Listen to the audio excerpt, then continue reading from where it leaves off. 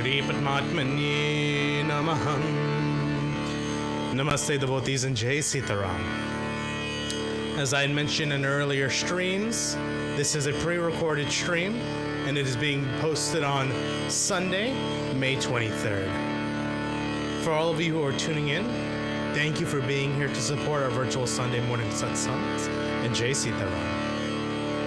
At this time, devotees, I ask that we just go ahead and clasp our hands and close our eyes as we say a few opening prayers before we commence with some specific prayers and then our sermons for today.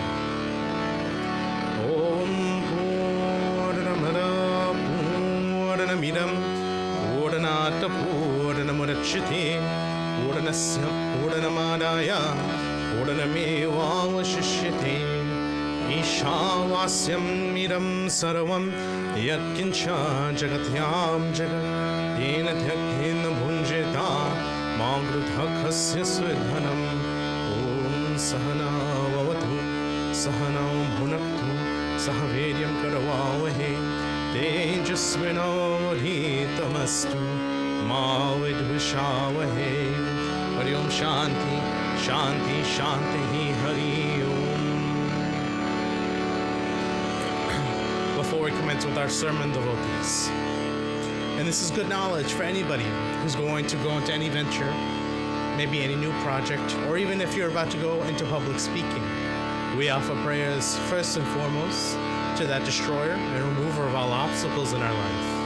We offer prayers to Lord Ganesh.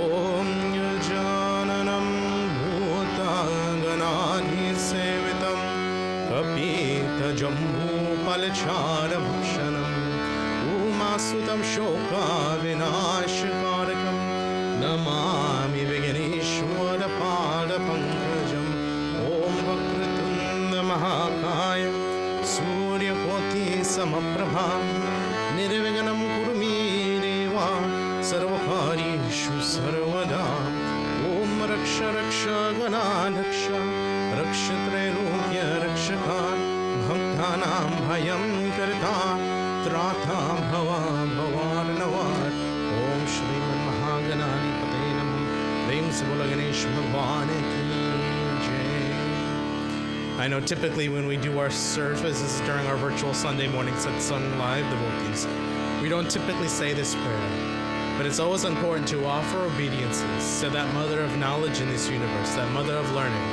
that mother of mental elegance and verbal eloquence. We offer prayers to Saraswati Mata.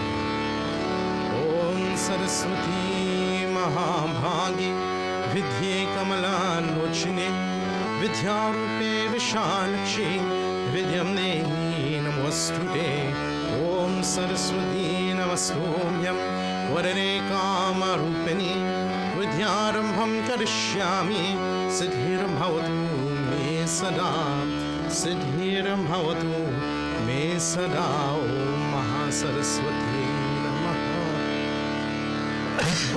And before we commence with our sermon for today, devotees, for all of us who have a guru, we join together as we offer a prayer to our guru. If you do not have a guru, you take whichever devata you so choose in your mind and you worship them as your guru. It's always important, again, before you start any venture, before you do anything at all, to offer obediences to those who taught you, who paved the way for you, and who blessed you and helped you get to where you are today. Om Guru Brahma Guru Vishnu Guru Deo Maheshwara Guru Sakshat Param Brahma Tasmai Shri Guruve Namaha. Om Dhyana Moolam Gurur Murti Puja Moolam Gurur Param Mantra Moolam Gurur Vakyam Moksha Moolam Gurur Kripar Om Prem se Guru Deo ki Jai. And as we start, devotees, we get into our sermon for today from the Bhagavad Gita in chapter 14. During the last turn, we had finished on verse 21, but to recap and to sum what verses 19 and 20 were, Bhagwan Shri Krishna is telling Arjuna,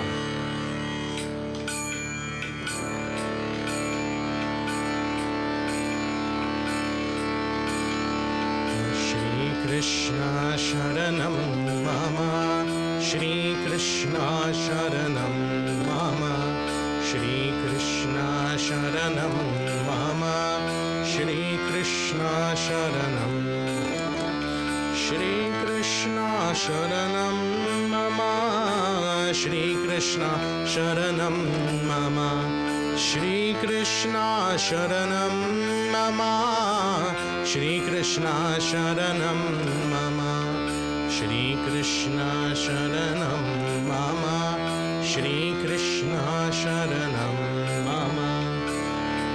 In chapter 14, devotees, Bhagavan Shri Krishna is telling Arjuna about the three gunas, the three natures in life, Sattva Guna, Tama Guna, and Raja Guna. In verses 19 and 20, Bhagavan Shri Krishna tells Arjuna, Shri Krishna Sharanam Mama, Shri Krishna Bhagavan Uvach, Nanyam Gune Bhyakartaram, Yada Drastanupasyati, Gune Bhyascha Param Veti, Madhbhapam Sodhigachati, Gunan Itan Atityatrin, Dehi Deha Samuna Bhavan, Janma Mrityu Jara Dukher, Vimukhatom Mritam Asnuti, Shri Krishna Sharanam Mama, Shri Krishna Sharanam Mama, Shri Krishna Sharanam Mama, Shri Krishna Sharanam Mama. In verses 19 and 20, when we left off last week, devotees, or 2 weeks ago, devotees, I apologize. Bhagavan Shri Krishna tells Arjuna, when the Jiva sees no agent of action other than the three gunas and realizes the Atma to be transcendental to those modes, he develops Sudha Bhakti to me, which is ultimate devotion, and attains my spiritual nature. After transcending these three modes which are produced by the body, the Jiva attains moksha, pure devotion, becoming free from birth, death, disease, and old age. So remember, Bhagavan Shri Krishna talks about three gunas. He says there's Sattva Guna, which is goodness, Rajas Guna, which is passion, and Tama Guna, which is ignorance. Each ranked in a different order. Happiness is how we live our lives to make sure that we appreciate everything. Rajas is born of worldly desires, things that we want, feel that we need, that causes stress within us. And tamas is ignorance, things that cause us to lose our mind, fall into ignorance, fall into darkness, and fall into chaos. So he says that somebody who sees no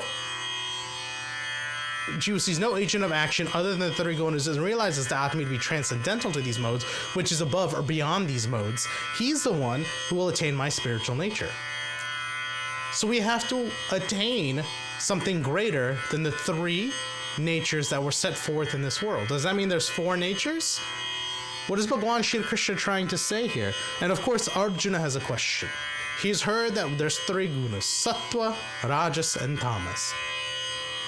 And now he's hearing Bhagavan Shri Krishna say, if you don't live by these modes, if you understand that you are above these modes, that the soul is above these modes, you'll attain moksha. So Arjuna, being very confused, looks to Bhagavan Shri Krishna.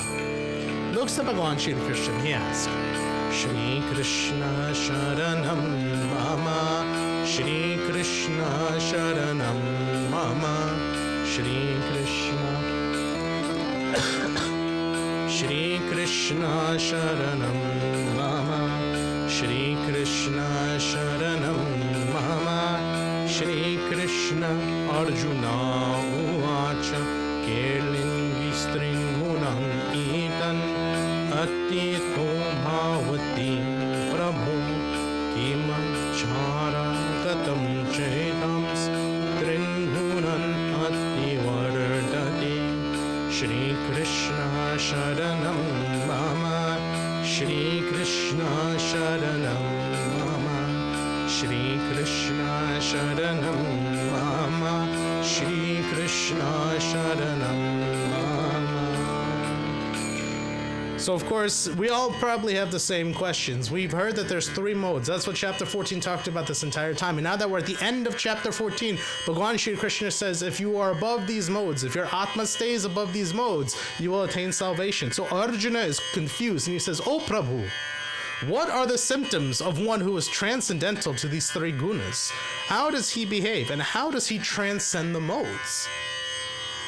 How does that person act? What is that person like? You're telling me to live above the 3 gunas, but how do I do that? How does one do that?"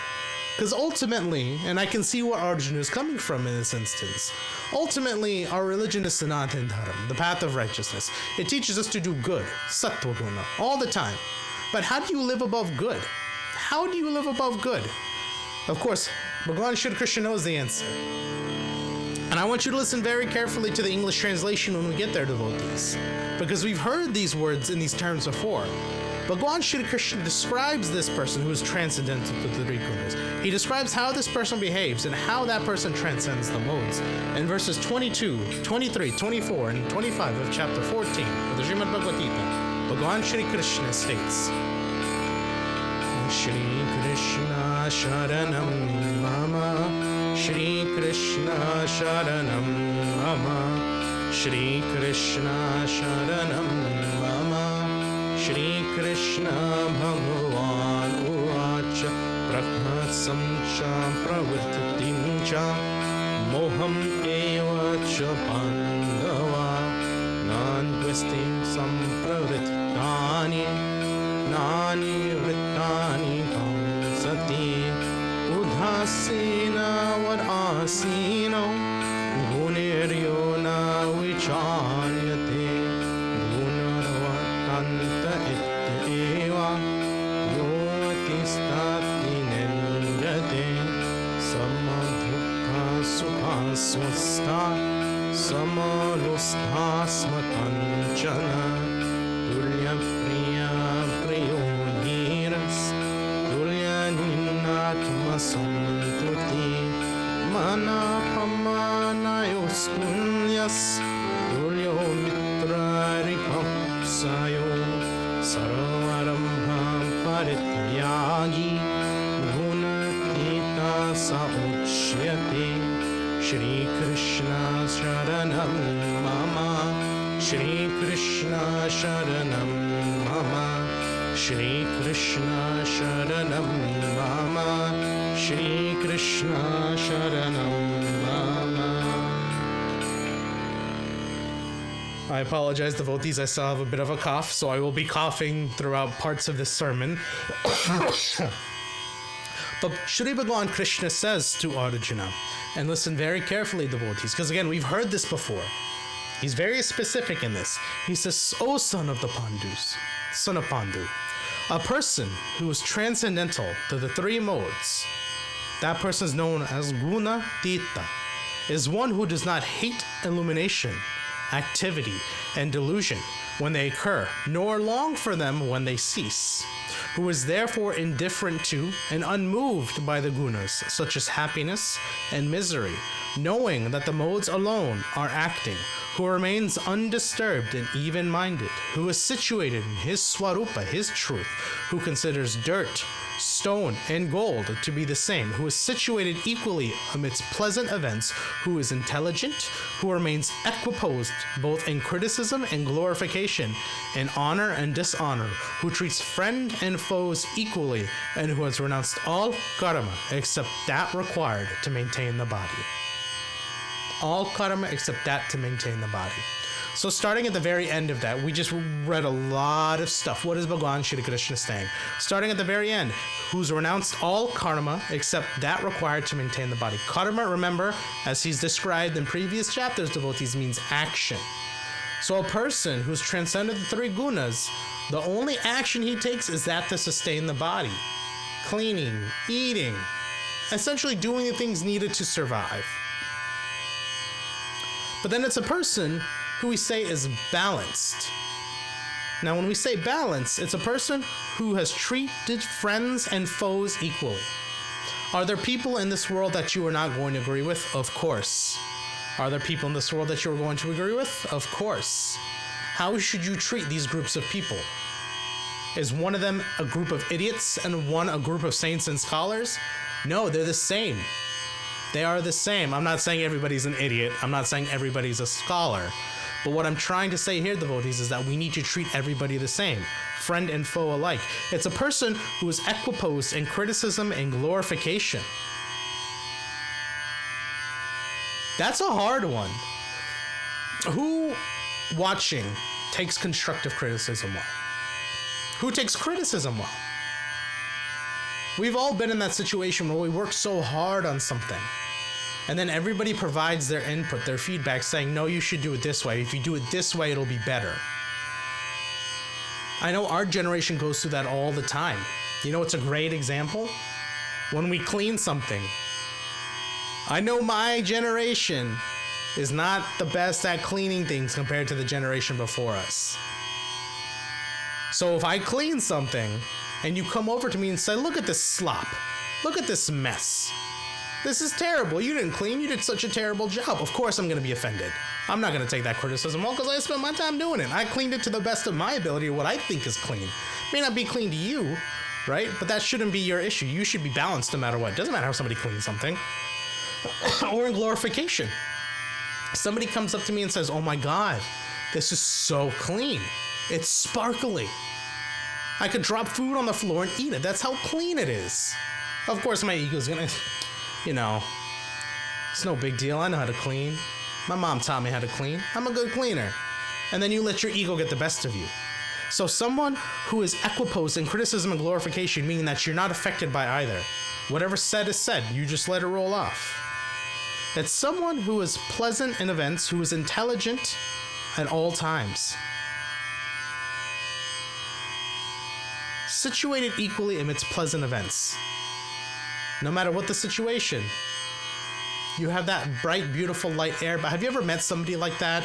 I know in high school, and he does not watch these at all, but there was a guy that I went to high school with his name was Aday. And Aday, no matter what, was always just so happy. I loved being around the guy because he was just always so happy. Now, we didn't have much of a relationship. I didn't know him that well. But being in his presence always made me smile because he was always just such a nice guy to everybody, no matter what. Even if somebody made fun of him, he was always pleasant to be around. It's someone who considers dirt, stone, and gold to be the same. None of us are at that point yet. None of us are at that point yet. Your child comes up to you and they said, look, Mom, Dad, I made a mud pie. I made this just for you. What does the parent do? Thank you so much. Put it to the side. Not really appreciating it. I dare you to go to someone and say, I bought you some jewelry. Here it is. And give them a piece of string with just a regular rock tied around. Not some fancy rock, just a regular rock. And see what their reaction is. If that person has no reaction, they wear it and they're like, okay, nice. Thank you so much. That's someone who's equiposed. But if somebody's like, oh, this is disgusting. Take it back. That person's not equiposed. That's not somebody you want to be around. I heard it on talk show radio once. A lady got proposed to by her boyfriend. Loved the guy. Was in a relationship with 10 years. He proposed with a diamond that was a little too small for her, and she wanted to break off the relationship. That's not somebody who's balanced in life. That's someone who's way too attached to the physical material items of this world. Will they ever find peace? Probably not. Not if they're going to look at something so minute and make such a big deal out of it. So someone who looks at all of those things in the same way. Who remains undisturbed and even-minded. Even-minded. It's someone who's unmoved by happiness, by ignorance, by misery. It's someone who's indifferent.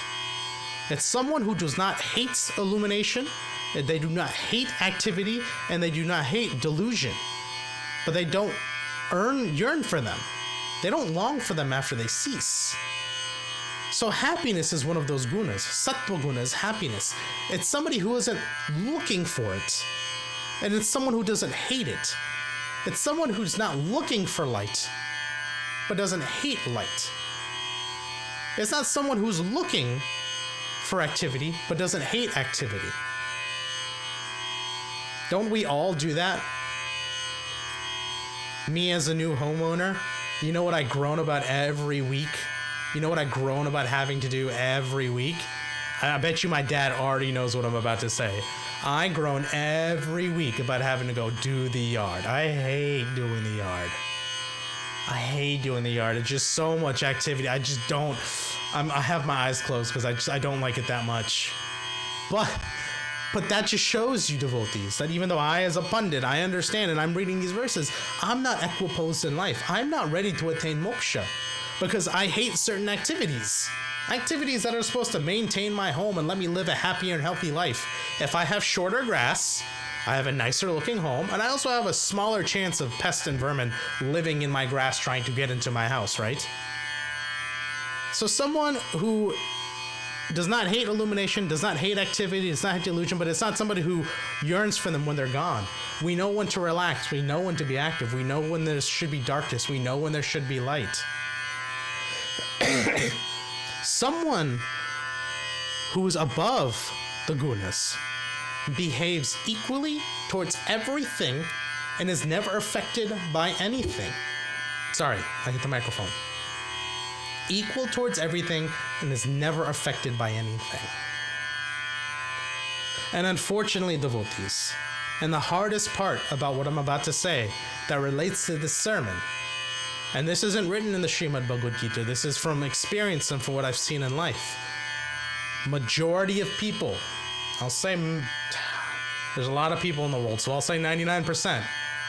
Because it's a very small percentage, and maybe even less than 1%, because 1% is still a really big number in terms of the number of people in this world, if we're talking of billions of trillions of people.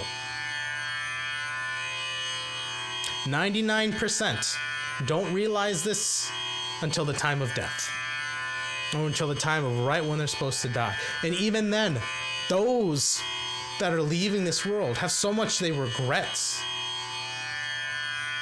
so much that they want to make up for, so much they wish they had done differently. Devotees, what's in the past is in the past. Don't let it affect you now. Yes, you can learn from it and let you grow from it. But at 2 o'clock in the morning, don't wake up and say, oh my God, I can't believe that I, said that thing to my classmate in the 3rd grade and I'm never going to forget it because it was one of the most embarrassing moments of my life because I potentially hurt that person's feeling. Don't let those thoughts, don't let those emotions affect you on a daily basis. Whatever has happened has happened. Whatever is said. Whatever is done is done. Be okay with it. Be balanced. Whatever happens, happens. I don't remember which sermon in which chapter I said that, devotees. But Bhagavan Shri Krishna has said this before. Someone who will attain moksha is someone who understands that whatever happens, happens, and they continue to live their lives. How hard is that? It is so hard. It is so hard. I told you all last week that I get bugged by these cameras and these microphones. I got a new camera to record this. I've got new microphones. And even then, I still get bugged by these material things in this world. And such a wonderful man, Uncle Krishna Kumar, texted me and he goes, your sound setup was pristine. Your camera looks glorious. You look great on camera. You're doing such a good job. Jai Sita Ram, and thank you for everything that you do. That's not word for word. And it was after I read that text, I was like, man, I'm not living by what I'm reading in the Srimad Bhagavad Gita. To know that whatever happens, happens. However it is, it is. Because at the end of the day, I'm being very critical about something that everybody else gets to enjoy. So why shouldn't I enjoy it too? Why shouldn't I be happy with the end result? Why shouldn't I let the end result actually not even affect me? Just be what it is. I know that I'm saying what I need to say and getting it out to the world. Whatever happens, happens. That's what Bhagavan Shri Krishna says. And he ends chapter 14, devotees, by telling Arjuna that, again, a person who's balanced in this world, one who renounces all karma except one that was required to maintain the body, that is a person who will attain moksha. He goes on further to say in verses 26 and 27. Shri Krishna Sharanam Mama, Shri Krishna Sharanam Mama, Shri Krishna Sharanam Mama, Shri Krishna Sharanam Mama, Shri Krishna Sharanam Mama, Shri Krishna Sharanam Mama, Shri Krishna Sharanam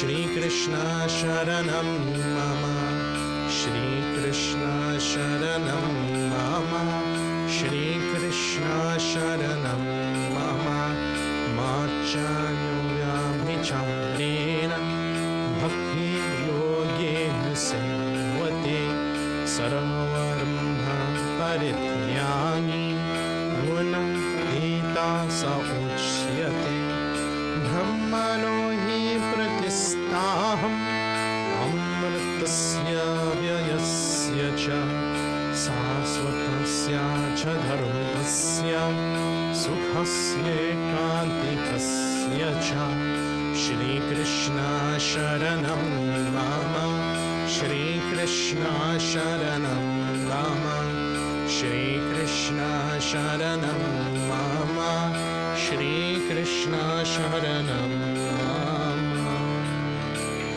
And these last two verses of chapter 14 and verses 26 and 27, Bhagavan Shri Krishna says to Arjuna, one who renders service with devotion to me in my Syama Sundara form, my true form, can transcend these gunas and become qualified to attain realization of Brahma, my spiritual nature. I alone am the basis of that Niravisesa Brahma and the sole refuge of everlasting immortality, eternal Dharma, and the transcendental bliss of Prema, which is love, happiness arising from devotion. Don't worry about what goes on in this world, because this world is only temporary, devotees. Don't let all the aspects of this Maya, this illusion, delude you, bring you down, make you suffer. Take some time to meditate. Yes, we all have lives to live. We're brahmacharyas at some point. We're students. We're homeowners. We're parents. We're grandparents. Yes, we have to focus on those physical items, but also understand that over time, these are also things that you need to recognize as being items of a material world. Start working on meditation. Start working on your focus towards Bhagwan. Understand his true form, attain his salvation. Don't let this world bug you every step of the way. We all have the capacity to do such great things in this world. Don't let something someone says or does to you change that. Don't let what somebody says or does to you destroy how strong you are inside, how powerful your mind and your heart and your soul is. You are a fantastic person. You are a wonderful person. You will achieve great things no matter how young or old you are. You will continue to soar through this world, so don't let anybody ever tell you you can't. And even if they do, guess what? It doesn't matter, because whatever happens, happens. Prem se Bolo Krishna Chandra Bhagwan ki Jai. Before we end for today, devotees, I would like for us to join together. Go ahead and clasp our hands and close our eyes. Don't let this physical world bug you at this time. Relax and focus on that true form of Bhagwan Shri Krishna, of Bhagwan Vishnu. Let illumination, let light fill you. Be equiposed and hot and cold, light and dark, and happiness and sadness. Release all troubles weighing you down, and join together with me as we offer these closing prayers. Om Sarvesham Swasti Bhavatu, Sarvesham Shanti Bhavatu, Sarvesham Purnam Bhavatu, Sarvesham Mangalam Bhavatu. Om Sarve Sukhino Bhavantu, Sarve Santu Niramaya, Sarve Bhadrani Pashyantu, Ma Kaschit Dukha Bhag Bhave. Om Mantrahinam Grihahinam Bhaktinam Janardanam Itya Pujitam Maya Deva Paripurnam Jarastu Me. Papuham Papu Karmaham Papu Atma Papu Sambhua Trahimam Pundarikaksham Sarva Papu Haro Hari.